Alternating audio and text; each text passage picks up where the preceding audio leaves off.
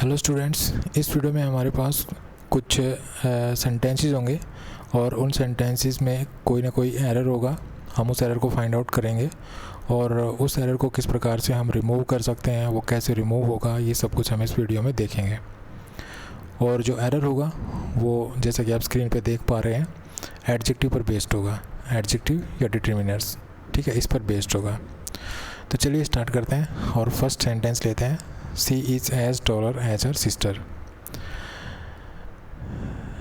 तो देखिए, ये as और as और so और as, इस तरह से जब हम इन शब्दों का यूज करते हैं तो इनके बीच में एक एडजेक्टिव यूज करते हैं हम। और ये जो एडजेक्टिव होता है ये हमेशा पॉजिटिव डिग्री में होता है। यहाँ पर भी ऐसा ही वर्ड यूज किए गए हैं as और as, लेकिन यहाँ पर जो एडजेक्टिव है वो कंपैरेटिव फॉर्म में लिख दिया गया है। तो यहाँ पे इसको हम कंपैरेटिव फॉर्म में इसको हटाएंगे और यहाँ पे इसको हम पॉजिटिव फॉर्म में अगर लिखेंगे तो ये सेंटेंस सही हो जाएगा। तो हम यहाँ पे लिखेंगे एज टॉल एज, ठीक है। जब हम इसको एज टॉल एज लिखेंगे तो ये सेंटेंस बिल्कुल करेक्ट हो जाएगा। चलिए नेक्स्ट सेंटेंस है, an elephant is big than a cow. यहाँ पर आप देन वर्ड देख रहे हैं। देन से पहले जब आप एडजेक्टिव देखें हैं तो वो एडजेक्टिव कंपैरेटिव डिग्री में आता है। हो सकता है देन से पहले एक नाउन हो और उस नाउन से पहले एडजेक्टिव हो, लेकिन वो एडजेक्टिव आएगा कंपैरेटिव डिग्री में, चाहे वो हो कहीं भी। तो यहाँ पे ये बिग एक पॉजिटिव डिग्री में है, ये बिग एक एडजेक्टिव है जो पॉजिटिव डिग्री में है। तो यहाँ पे इसको हम कंपैरेटिव डिग्री में लिखेंगे तो इस सेंटेंस को हम सही कर सकते हैं। तो इसको जब कंपैरेटिव डिग्री में लिखेंगे तो इसको कंपैरेटिव कैसे बनाएंगे, ये बिग, बिगर और बिगेस्ट।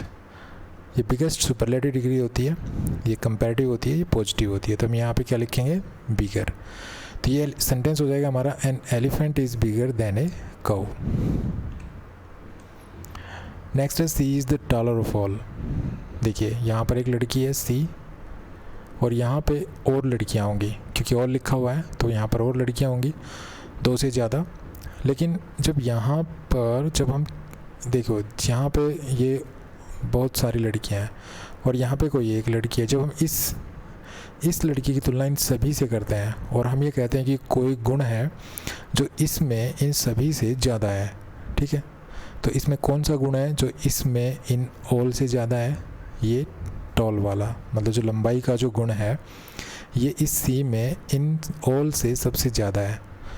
तो जब ऐसा होता है कि किसी एक व्यक्ति में कोई गुण बाकी सभी व्यक्तियों से सबसे ज़्यादा हो तो हम वहाँ पर सुपरलेटिव डिग्री का इस्तेमाल करते हैं। तो यहाँ पे जो ये टॉलर लिखा हुआ है हम इसकी जगह टॉलेस्ट करेंगे, क्योंकि टॉलेस्ट टॉल की सुपरलेटिव डिग्री होती है, टॉल पॉजिटिव डिग्री होती है, टॉलर कंपैरेटिव डिग्री होती है, टॉलेस्ट सुपरलेटिव डिग्री होती है।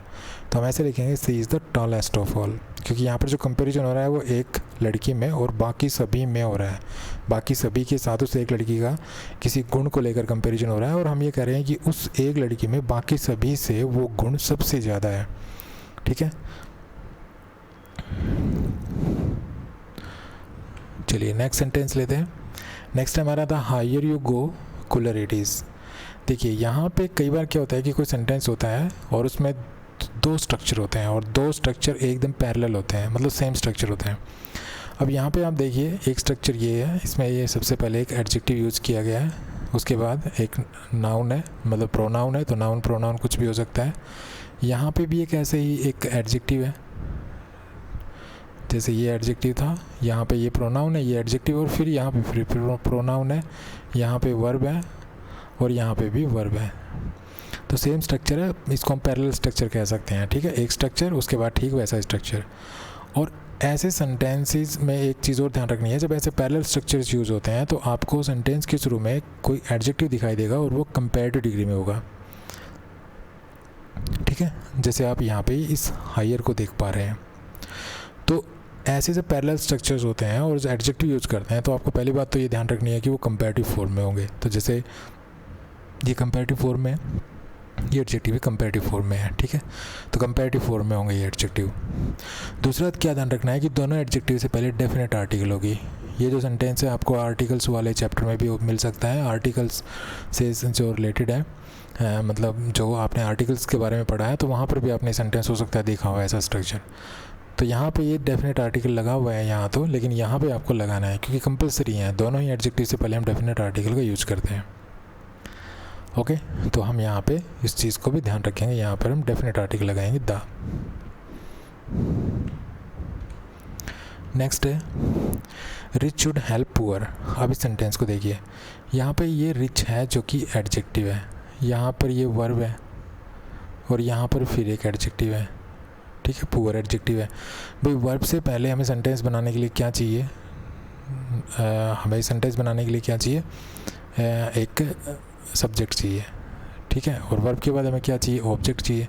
और सब्जेक्ट और ऑब्जेक्ट क्या होते हैं, नाउन होते हैं या प्रोनाउन होते हैं, ठीक है, नाउन या प्रोनाउन होते हैं। अभी हमारे पास तो यहाँ नाउन प्रोनाउन है नहीं, ये तो एडजेक्टिव है।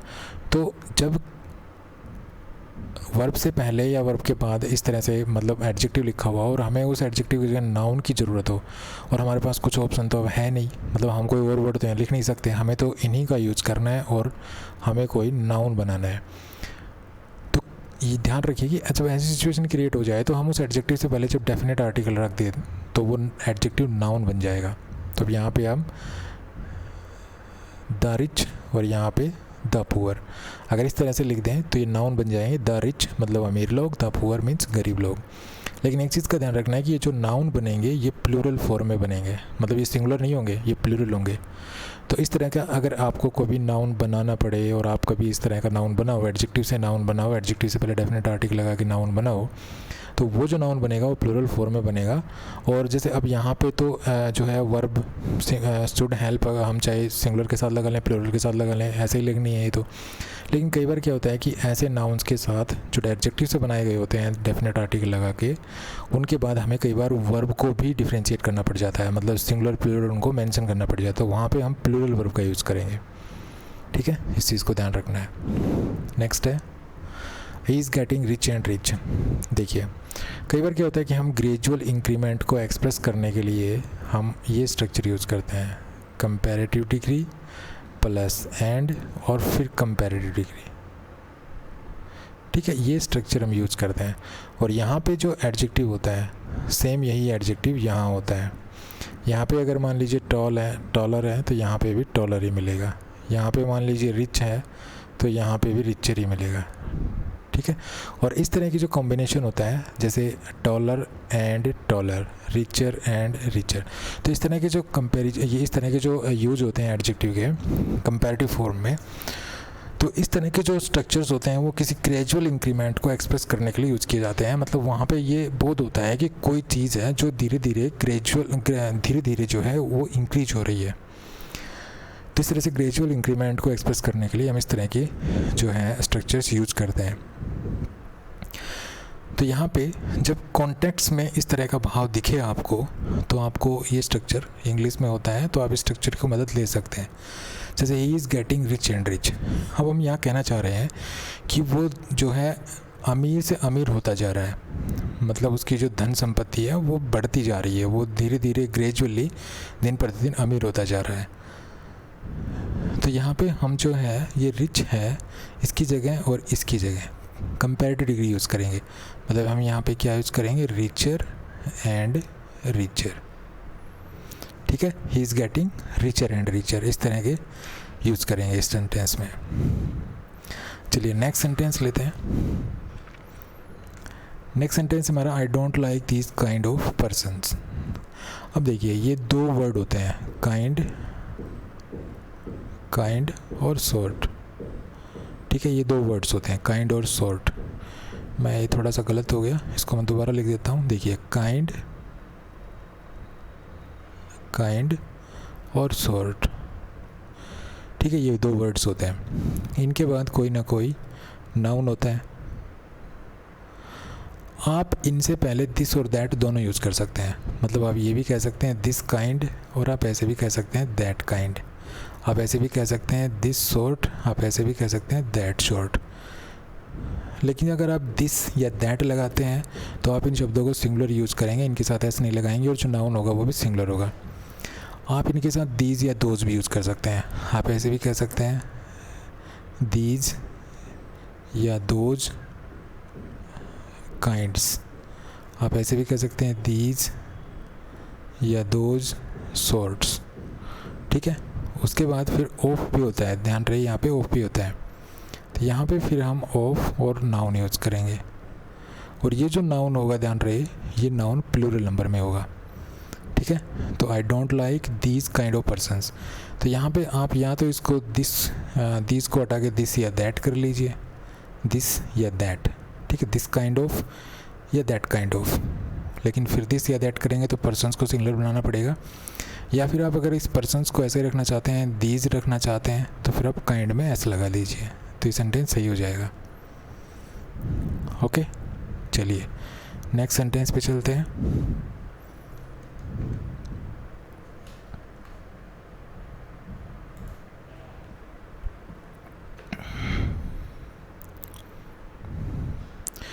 नेक्स्ट है my car is superior than that.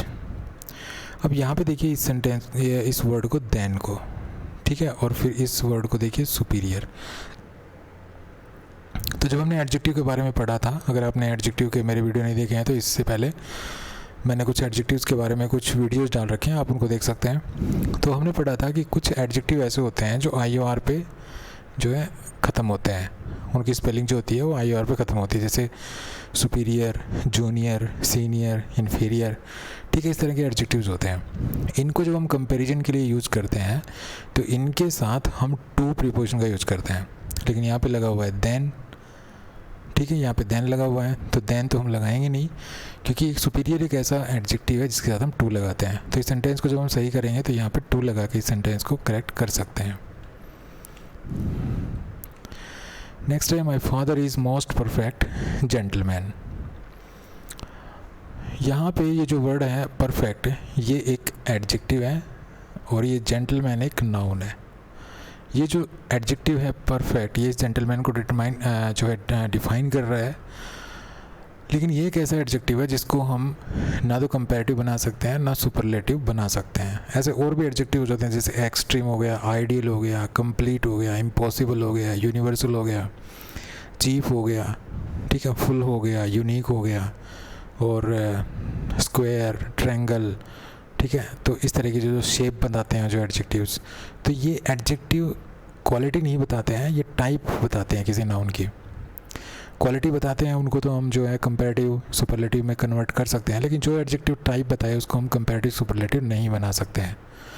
तो इसको जो है सुपरलेटिव बना के लिखा गया, ये यहाँ पे गलत है, ठीक है। यहाँ पे हम इसको मोस्ट को हटाएंगे और यहाँ पे सिंपल सा ए ऐड करके और इस सेंटेंस को ऐसे लिख देंगे, my father is a perfect gentleman. चलिए नेक्स्ट पे चलते हैं। Health is more preferable than riches. इस वर्ड को देखिए प्रीफरेबल, देखिए प्रीफरेबल के बारे में हमने पढ़ा था। प्रीफरेबल से पहले कई बार मोर लगा हुआ मिलता है जो कि गलत होता है। हम प्रीफरेबल से पहले हम मोर का यूज़ नहीं करते हैं, तो पहले मिस्टेक तो ये हो गई। दूसरा, प्रीफरेबल जब यूज़ करते हैं तो जब कंपैरिजन करने के लिए, और ये अपने आप में कंपैरेटिव होता है, इस चीज़ का भी ध्यान रखना। तो जब प्रीफरेबल वर्ड का यूज़ करते हैं कंपैरिजन करने के लिए, तो इसके बाद हम देन का यूज़ नहीं करते हैं। अक्सर हम कंपैरिजन करने के लिए देन वर्ड का यूज़ करते हैं, लेकिन प्रीफरेबल और जो एडजेक्टिव IOR पे ख़त्म होते हैं, जिनकी स्पेलिंग IOR पे समाप्त होती है, तो उनके साथ हम टू का यूज़ करते हैं। तो इस चीज़ का ध्यान रखना कि इसके साथ भी हम टू का यूज़ करते हैं। तो health is preferable to riches. चलिए नेक्स्ट पे चलते हैं। I prefer tea to coffee. देखिए कई बार क्या होता है कि हमारे पास दो विकल्प होते हैं, एक विकल्प ये हो गया, दूसरा विकल्प ये हो गया, ठीक है। मैं प्राथमिकता तो दोनों को ही देता हूँ, प्रायोरिटी दोनों को देता हूँ, लेकिन मैं इसको ज़्यादा प्रायोरिटी दे रहा हूँ इसकी बजाय। मान लीजिए यहाँ पर ये टी है, यहाँ पर ये कॉफ़ी है, ठीक है। तो यहाँ पे एक विकल्प मेरे पास टी है, दूसरा कॉफ़ी है, और मैं दोनों विकल्प में किसको ज़्यादा प्राथमिकता देता हूँ, टी को मान लीजिए। तो प्राथमिकता देने के लिए, मतलब प्रायोरिटी देने के लिए, प्रीफरेंस देने के लिए एक वर्ब होती है प्रीफर, इसको हम यूज़ करते हैं। तो प्रीफर जो वर्ब होती है, इसके बाद हम अपने दोनों विकल्प लिखते हैं, टी और कॉफ़ी मैंने लिखा, लेकिन जिसको ज़्यादा प्रीफरेंस देते हैं वो उसको हम इस प्रीफर वर्ड के साथ रखते हैं, और जिसको कम प्रीफरेंस देते हैं उसको थोड़ा सा दूर रखते हैं, और इन दोनों के बीच में एक प्रीपोजिशन का यूज़ किया जाता है, ठीक है। और वो प्रीपोजिशन क्या होती है, वो प्रीपोजिशन या तो टू होती है या रादर देन भी हम यूज़ कर सकते हैं। लेकिन टू या रादर देन हम तब यूज़ करते हैं जब दो विकल्प हमारे पास नाउन हो।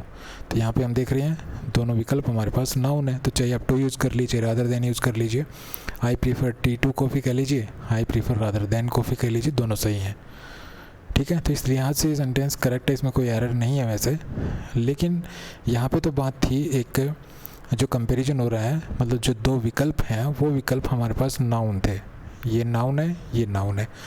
लेकिन यहाँ पर जो विकल्प हैं वो हमारे पास एक्शन के रूप में है। दो एक्शन है, दो कार्य हैं, उनमें से हम एक को प्राथमिकता देते हैं, एक को प्रेफरेंस दे रहे हैं। तो यहाँ पे हम उनको कंपैरिजन करने के लिए, मतलब उन दोनों विकल्पों में कंपैरिजन करने के लिए, जब हम दोनों विकल्पों में से एक को ज़्यादा प्रेफरेंस देंगे दूसरे को कम, तो कंपैरिजन तो होगा, ऑटोमेटिक सी बात है ये तो जब इनको कंपेयर करेंगे तो हम यहाँ पे सिर्फ रादर देन यूज़ कर सकते हैं, देन यूज़ नहीं कर सकते। देन तो हम यूज़ ही नहीं कर सकते इसके साथ, अकेला देन दो, तो हम इसके साथ रादर देन यूज़ कर सकते हैं। तो हम ऐसे कह सकते हैं I prefer to sit rather than to stand. ठीक है, तो हम यहाँ देन से पहले एक वर्ड है छोटा सा रादर, इसको और ऐड कर दें तो ये सेंटेंस सही हो जाएगा। चलिए नेक्स्ट पे चलते हैं। नेक्स्ट है C is brewer then intelligent.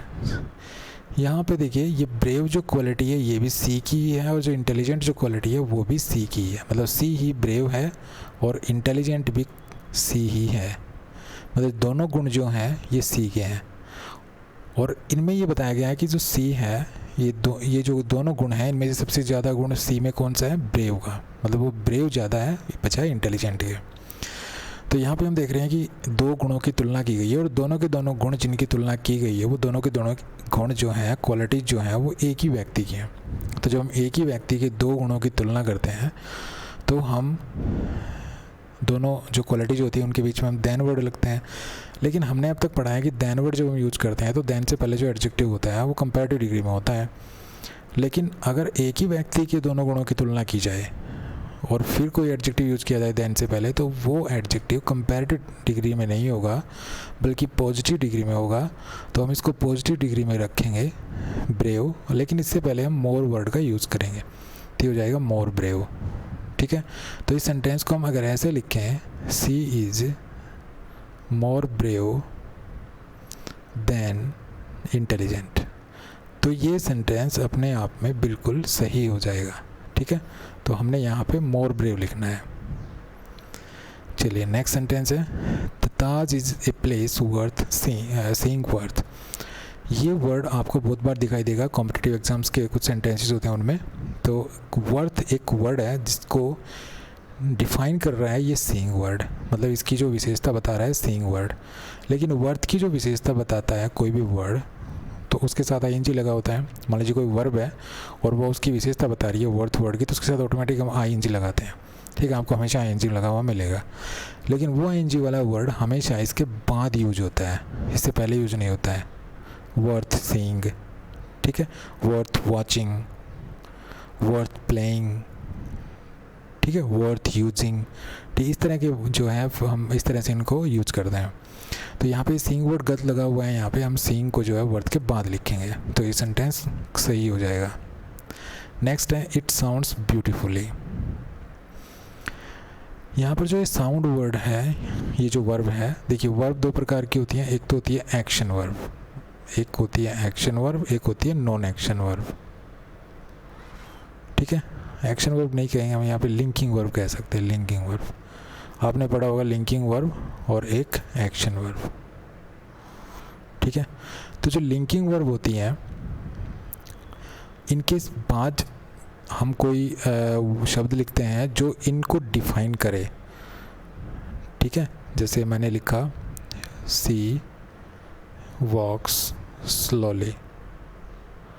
ठीक है, अब मैंने ये वर्ब लिखी, इसको डिफाइन करने के लिए मैंने जो वर्ड लिखा वो वर्ड एक एडवर्ब है, यहाँ पे देखिए। ठीक है, इस तरह से हमको इस चीज़ों को समझना है। तो यहाँ पे लिंकिंग वर्ब को डिफाइन करने वाला वर्ड हमेशा क्या होगा, एडजेक्टिव होगा। जब भी हम वर्ब को डिफाइन करते हैं तो हम क्या वर्ड यूज़ करते हैं, एडवर्ब यूज़ करते हैं, क्योंकि एडवर्ब वर्ब की विशेषता बताता है। लेकिन ध्यान रखिए कि जो अगर हमारी वर्ब लिंकिंग वर्ब है तो हम एडवर्ब यूज़ नहीं करेंगे बल्कि एडजेक्टिव यूज़ करेंगे। हाँ, और लिंकिंग वर्ब को छोड़ के दूसरी जो एक्शंस वर्ब हैं उनको डिफाइन करने के लिए जो वर्ड हम यूज़ करेंगे वो एक एडवर्ब होगी। जैसे ये एक्शन वर्ब है वॉक्स, तो इसको डिफाइन करने के लिए मैंने जो वर्ड लिखा है वो है स्लोली, और जो कि एक एडवर्ब है। लेकिन लिंकिंग वर्ब को डिफाइन करने के लिए हम एडजेक्टिव का यूज़ करते हैं, तो यहाँ पे हम एडजेक्टिव यूज़ करेंगे। यहाँ पे एडजेक्टिव होना चाहिए था, इट साउंड्स ब्यूटीफुल। ठीक है, अगर हम इसको ऐसे लिखें इट साउंड्स ब्यूटीफुल, क्योंकि ब्यूटीफुल एक एडजेक्टिव हो जाएगा, ब्यूटीफुल एक एडवर्ब है, तो ब्यूटीफुल अगर जब लिखेंगे तो ये सेंटेंस सही हो जाएगा, क्योंकि साउंड एक लिंकिंग वर्ब है और लिंकिंग वर्ब को डिफाइन करने के लिए हम जो वर्ड यूज़ करते हैं वो एडजेक्टिव होता है। चलिए नेक्स्ट सेंटेंस है, the population of India is greater than Australia. देखिए यहाँ पे हम कंपैरिजन किसका कर रहे हैं, द पॉपुलेशन ऑफ इंडिया का, भारत की जनसंख्या का, और किससे कर रहे हैं, ऑस्ट्रेलिया से। तो देखिए जब भी कंपैरिजन होता है वो ज़्यादातर क्लियर कंपैरिजन होता है, मतलब एनिमल का एनिमल के साथ, पर्सन का पर्सन के साथ, मोबाइल का मोबाइल के साथ, बुक का बुक के साथ, इस तरह से कंपैरिजन करते हैं हम। लेकिन यहाँ पे क्या कर दिया गया है, यहाँ पर जो कंपैरिजन है वो थोड़ा सा अस्पष्ट सा हो गया है, क्योंकि यहाँ पे एक तरफ तो पॉपुलेशन ऑफ इंडिया है, दूसरी तरफ अकेला ऑस्ट्रेलिया है, तो ऐसा तो हो नहीं सकता है। अगर इंडिया की पॉपुलेशन की तुलना करनी है तो ऑस्ट्रेलिया की पॉपुलेशन से ही होनी चाहिए। ठीक है, तो the population of India is greater than Australia की बजाय हमें क्या लिखना है यहाँ पे, the population of India is greater than the population of Australia होना चाहिए था यहाँ पे। मैं लिख भी देता हूँ यहाँ पे, the population of India is greater than the population of Australia. ठीक है, ऑस्ट्रेलिया, आप समझ गए होंगे। तो इस तरह से हमें सेंटेंस को हमें लिखना था, क्योंकि हम इंडिया की पॉपुलेशन की तुलना जो है किसी दूसरे देश की पॉपुलेशन से ही कर सकते हैं, हम इस देश से उसकी तुलना थोड़ी कर सकते हैं। तो इस तरह से हमें इसको लिखना था। लेकिन हम देख रहे हैं कि यहाँ पे द पॉपुलेशन ऑफ, यहाँ पे मतलब पॉपुलेशन है, यहाँ पे भी द पॉपुलेशन है, तो एक इंग्लिश में किसी कोई नाउन रिपीट ना हो, क्योंकि जब कोई नाउन रिपीट होता है बार बार तो उसको वो थोड़ा सा ओड लगता है। तो नाउन की रिपीटेशन को रोकने के लिए इंग्लिश में एक रास्ता है प्रोनाउन। तो हम यहाँ पे इस सेंटेंस को और बेटर बनाने के लिए हम द पॉपुलेशन है इसकी जगह एक प्रोनाउन यूज़ कर सकते हैं, और वो प्रोनाउन हम क्या यूज़ कर सकते हैं, दैट। तो ये सेंटेंस ऐसे हो जाएगा, the population of India is greater than that of Australia. ठीक है, तो इस तरह से सेंटेंस सही हो जाएगा, क्योंकि यहाँ पे कंपैरिजन जो किया गया है वो एक देश से, एक देश का दूसरे देश के साथ ही हो सकता है, लेकिन यहाँ पे जो कंपैरिजन हुआ है वो एक देश की जनसंख्या का एक देश से हुआ है, जो कि गलत है। एक देश की जनसंख्या का दूसरे देश की जनसंख्या से ही हम उसका कंपैरिजन कर सकते हैं। आई होप आपको समझ में आ गई होगी ये चीज़। चलिए नेक्स्ट है, many student are absent today. चलिए इस सेंटेंस को लेते हैं अब। देखिए इस सेंटेंस को मैं आपको थोड़ा सा एक अलग वे में लिख करके फिर हम इस चीज़ को समझते हैं। मैंने लिखा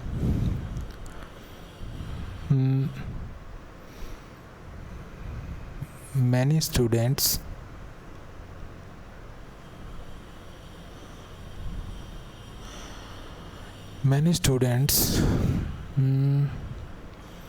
आर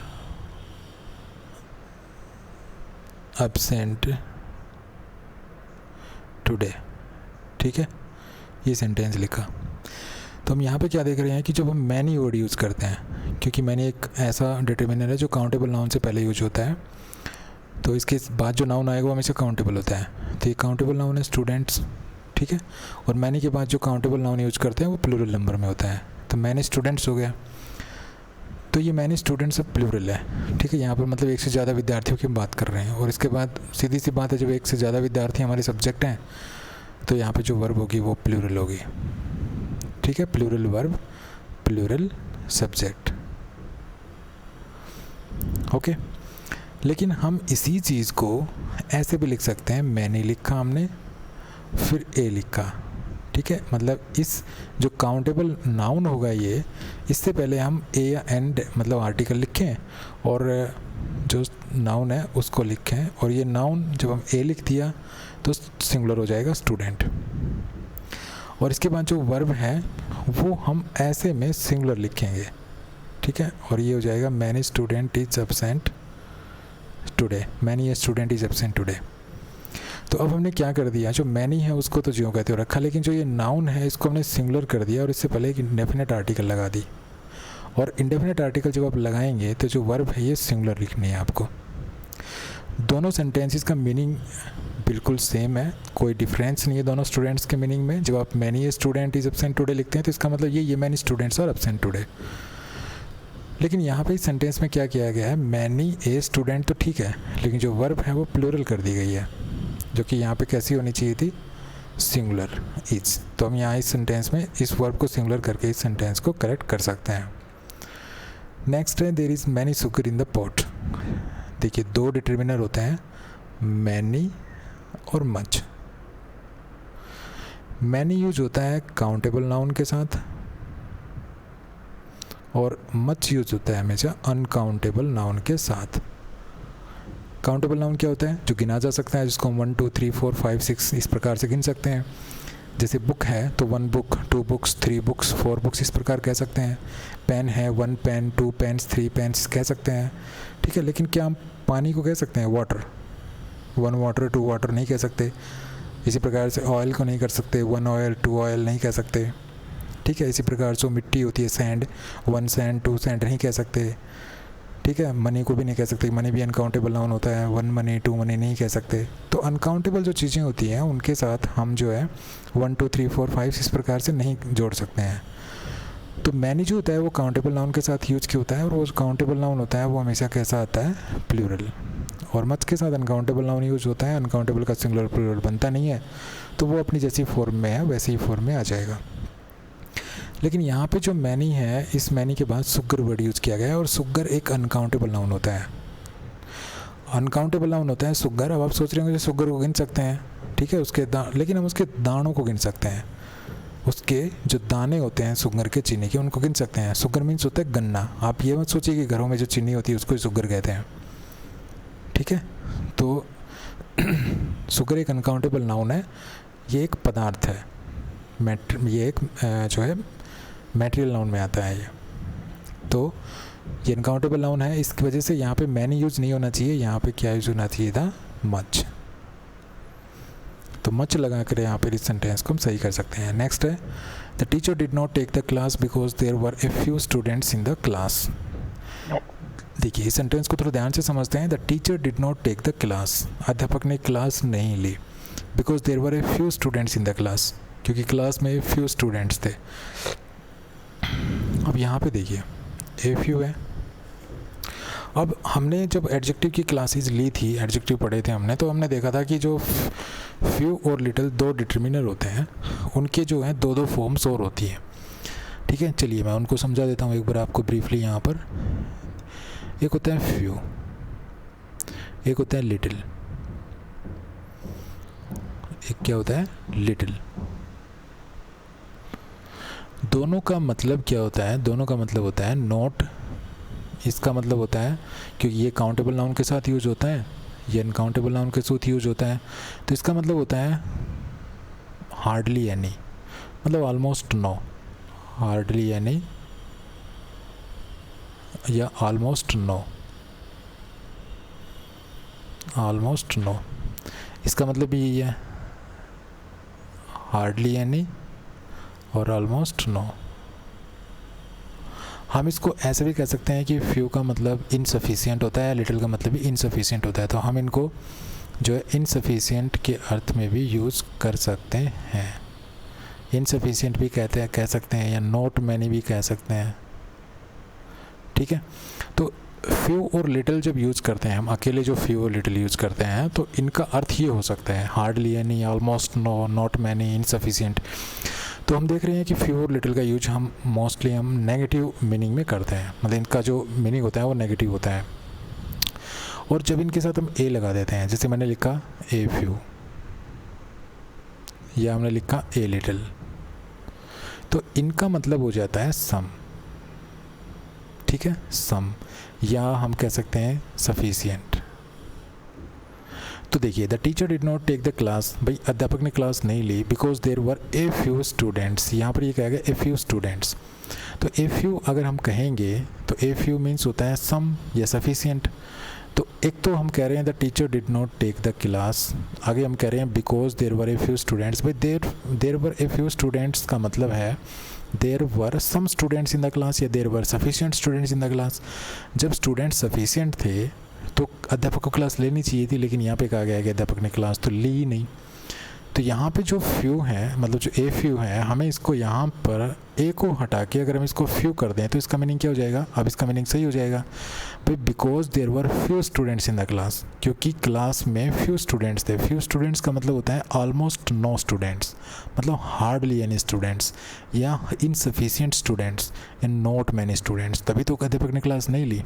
तो हम यहाँ पे इस सेंटेंस को करेक्ट करने के लिए थोड़ा सा सिचुएशन के अकॉर्डिंग जो है इस मीनिंग को जोड़ने के लिए हम यहाँ पर जो फ्यू ए फ्यू है इसमें से ए हटा देंगे तो अकेला फ्यू बच जाएगा और फिर ये मीनिंग सही हो जाएगा। ठीक है, ये जो मीनिंग है बिकॉज के बाद फिर ये इस पहले वाली जो सिचुएशन है इसके अकॉर्डिंग जो है ये मीनिंग हो जाएगा। तो हम इसको इस प्रकार से सेंटेंस को सही कर सकते हैं। तो जो few a little the little ये जो है इनको थोड़ा सा आप अच्छी तरह से इनको लर्न कर लेने चाहिए आपको ये। नेक्स्ट है Sohan's performance in the play was worse than his friend's performance but was not as worse as Mohan. देखिए यहाँ पर देखिए देन वर्ड दिखाई दे रहा है। मैंने आपको बताया था कि अगर कोई वो एडजेक्टिव को ध्यान से देख लेना जो आई और पे समाप्त होते हैं। ठीक है, बाकी जो है देन वर्ड से पहले अगर कोई एडजेक्टिव है तो वो कंपैरेटिव फॉर्म में आएगा। तो या तो आप इसका पूरे का मीनिंग निकाल के भी इसको समझ सकते हैं। बाकी देन है, देन से पहले एडजेक्टिव लिखा हुआ है जो कि सुपरलेटिव डिग्री में है, तो हम यहाँ पे इसको वर्स करेंगे। ठीक है, तो कंपैरेटिव हो जाएगा। दूसरा देखिए एज और एज, मैंने आपको वीडियो के शुरू में ही सेंटेंस में बताया था कि एज के बीच में जो एडजेक्टिव होता है वो हमेशा पॉजिटिव फॉर्म में होता है, पॉजिटिव डिग्री में होता है। तो यहाँ पे इसको पॉजिटिव इसमें करेंगे तो क्या हो जाएगा? बैड। ठीक है, तो इस तरह से इस सेंटेंस को हम करेक्ट कर सकते हैं। नेक्स्ट है none of the two books are interesting. देखिए यहाँ पे टू बुक्स का जिक्र हो रहा है। अगर दो से ज़्यादा होता तो हम नन ऑफ यूज़ कर लेते, क्योंकि हम नन ऑफ का यूज अक्सर दो से ज़्यादा पर्सन्स और थिंग्स के लिए करते हैं। लेकिन केवल दो की ही बात हो रही है तो हम नन ऑफ का यूज़ नहीं करेंगे, ऐसे में हम यूज़ करेंगे नाइदर ऑफ। नाइदर ऑफ, ठीक है, इसको नीदर भी बोलते हैं, नाइदर भी बोलते हैं। नीदर जो है अमेरिकन इंग्लिश में बोलते हैं, नाइदर ब्रिटिश इंग्लिश में बोलते हैं। तो क्योंकि टू थिंग्स की जिक्र हो रहा है, टू थिंग्स का जिक्र हो रहा है, तो हम नन ऑफ यूज़ नहीं करेंगे, हम नाइदर ऑफ यूज़ करेंगे। Next, all the sides of coin are shining. यहाँ पे द होना चाहिए था वैसे। ठीक है, ये टाइपिंग एरर है। तो अब इस सेंटेंस को ऐसे लीजिए, all the sides of the coin are shining, मतलब एक जो सिक्का है कोई, उसकी जो सभी साइडें हैं वो शाइनिंग है, मतलब चमक रही हैं। तो हम देख रहे हैं कि सिक्के की दो साइडें होती हैं, तो दो के लिए हम बोथ यूज़ करते हैं, ऑल यूज़ नहीं करते हैं। जब दो पर्सन्स या थिंग्स हैं तो उनके लिए हम ऑल यूज़ नहीं करते हैं, हम क्या यूज़ करते हैं? बोथ। तो इस सेंटेंस को सही करने के लिए हम both the sides of the coin are shining इस तरह यूज़ करेंगे। नेक्स्ट है the both students have arrived. देखिए जो ऑल और बोथ ये दो वर्ड होते हैं। ठीक है, इनके बाद हम जो है डेफिनेट आर्टिकल यूज़ करते हैं, पॉजिटिव एडजेक्टिव यूज़ करते हैं, पॉजिटिव एडजेक्टिव। ठीक है, पॉजिटिव। उसके बाद डिमॉन्स्ट्रेटिव। उसके बाद कुछ डिमॉन्स्ट्रेटिव वर्ड्स होते हैं, डिमॉन्स्ट्रेटिव वर्ड्स होते हैं, वो यूज़ करते हैं। तो जब भी हम ऑल और बोथ का यूज़ करते हैं तो अगर हम इन शब्दों में से कोई वर्ड यूज़ कर रहे हैं तो वो इनके बाद आता है। ठीक है, जैसे all the, both the. Positive adjective जैसे कि कौन कौन से पॉजिटिव एडजेक्टिव, जैसे कि माई हो गया, आवर हो गया, देयर हो गया, योर हो गया, ये होते हैं। हालांकि ये जो एडजेक्टिव बोले जाते थे पहले ट्रेडिशनल इंग्लिश में, लेकिन मॉडर्न इंग्लिश में हम इनको प्रोनाउंस ही बोलते हैं। ठीक है, इस चीज़ का भी ध्यान रखना। तो माई, आवर, योर, देयर, इनके बाद कोई ना कोई नाउन आता है, इसलिए इनको हम एडजेक्टिव बोल देते हैं। तो ये पॉजिटिव होता है। तो पॉजिटिव एडजेक्टिव अगर हम यूज़ करें तो वो भी ऑल और बोथ के बाद यूज होते हैं। कोई डिमॉन्स्ट्रेटिव अगर हम यूज़ करें, डिमॉन्स्ट्रेटिव का मतलब होता है दिस, दैट, दीज, दोज, ठीक है, ये डिमॉन्स्ट्रेटिव्स होते हैं। इनको भी यूज़ करते हैं तो वो इसके बाद ही यूज होते हैं, ऑल और बोथ के बाद, इनसे पहले यूज नहीं होते हैं। लेकिन यहाँ पे देखिए बोथ से पहले डेफिनेट आर्टिकल द यूज़ कर दिया गया, द बोथ स्टूडेंट्स, तो हम इस द को इस बोथ के बाद यूज़ करेंगे, both the students have arrived. चलिए नेक्स्ट है, the 4 students in the last row are very intelligent. देखिए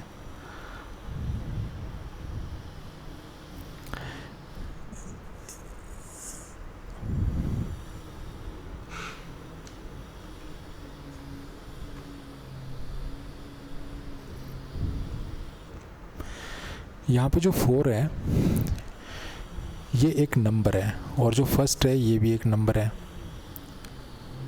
ठीक है, लेकिन ये कार्डिनल नंबर है, ये कार्डिनल नंबर है।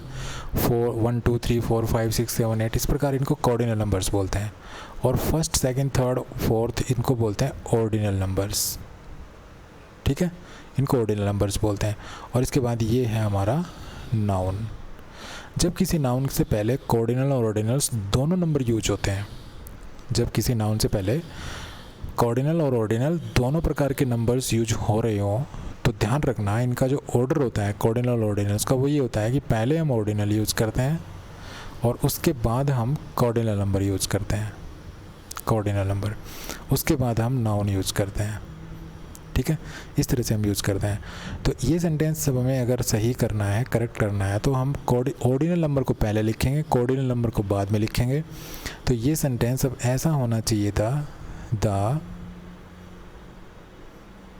फर्स्ट 4 स्टूडेंट्स, ठीक है, द फर्स्ट 4 स्टूडेंट्स इन, अब देखिए एक मिस्टेक हो रहा है, last, first, second, third, fourth, fifth, sixth, ये जो ऑर्डिनल नंबर्स होते हैं इनसे पहले हम डेफिनेट आर्टिकल यूज़ करते हैं, तो ये हो जाएगा द लास्ट रो, ठीक है, आर वेरी इंटेलिजेंट। तो इस तरह से इस चीज़ का ध्यान रखना है कि जब कार्डिनल और ऑर्डिनल दोनों नंबर यूज होते हैं तो ऑर्डिनल पहले आता है, कार्डिनल बाद में आता है। और ये भी ध्यान रखना है कि कार्डिनल और ऑर्डिनल कौन कौन से होते हैं।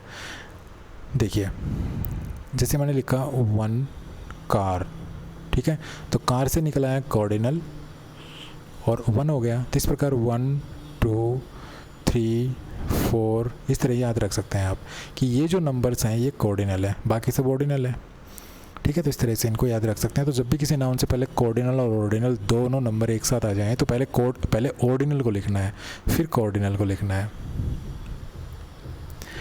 चलिए नेक्स्ट है, our all members are very cooperative.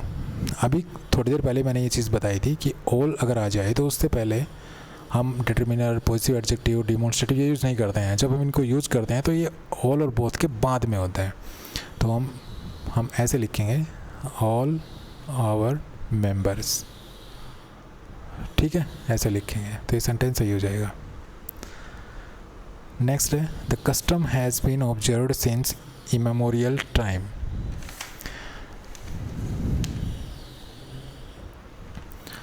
देखिए ये फ्रेज है, इसको देखिए आप, इमेमोरियल टाइम। तो कुछ फ्रेजेस होती हैं जिनमें क्या होता है कि नाउन पहले आता है और एडजेक्टिव बाद में होता है। वो अगर नोट करना चाहो तो आप कर सकते हैं, उन फ्रेजेस को मैं यहाँ लिख देता हूँ, जैसे टाइम इमेमोरियल, ठीक है, टाइम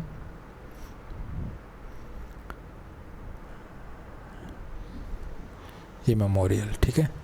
तो यहाँ पे ये नाउन है, ये एडजेक्टिव है, तो बाद में हुआ है, ठीक है। इसी प्रकार से नोटरी पब्लिक, नोटरी पब्लिक, तो इसी प्रकार से पब्लिक एडजेक्टिव हो गया, नोटरी नाउन हो गया, तो एडजेक्टिव बाद में हो गया यहाँ पर भी। उसी प्रकार से गॉड ऑलमाइटी, तो गॉड नाउन हो गया, ऑलमाइटी एडजेक्टिव हो गया, तो एडजेक्टिव यहाँ पे भी बाद में है।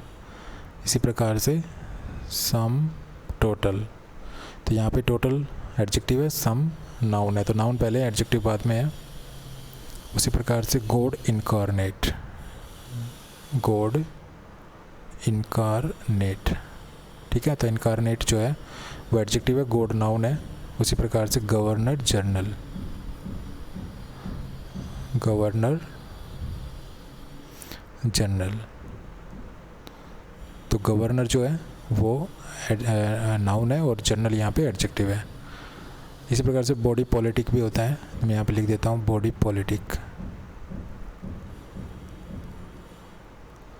ठीक है, तो पॉलिटिक एडजेक्टिव है, बॉडी नाउन है। तो इस तरह से हम जो है ये कुछ फ्रेजेस हैं जिनमें नाउन पहले होता है, एडजेक्टिव बाद में होता है, तो इनको आपको लर्न कर लेना चाहिए।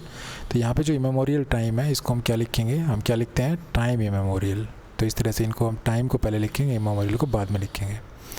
तो कॉम्पिटिटिव एग्जाम्स में जो सेंटेंसेस आते हैं, जो एरर वाले जो सेंटेंस आते हैं, वो इन्हीं प्रकार के एरर आपको देखने को मिलेंगे। चलिए नेक्स्ट है, have you new anything to tell me about this incident. यहाँ पे देखिए एनीथिंग है, यहाँ पे न्यू है, ये एक एडजेक्टिव है, ये एक प्रोनाउन है। तो देखिए कुछ एडजेक्टिव्स होते हैं जैसे something, nothing, anything, someone, none, anyone, ठीक है, ये इंडेफिनेट प्रोनाउंस होते हैं। इनसे पहले अगर कोई एडजेक्टिव लगा हुआ होता है जो इनको डिफाइन करता है, तो वो एडजेक्टिव इनके बाद में यूज़ करते हैं हम। तो हम ये जो न्यू है इसको एनीथिंग के बाद में यूज़ करेंगे, तो ये हो जाएगा have you anything new to tell me about this incident.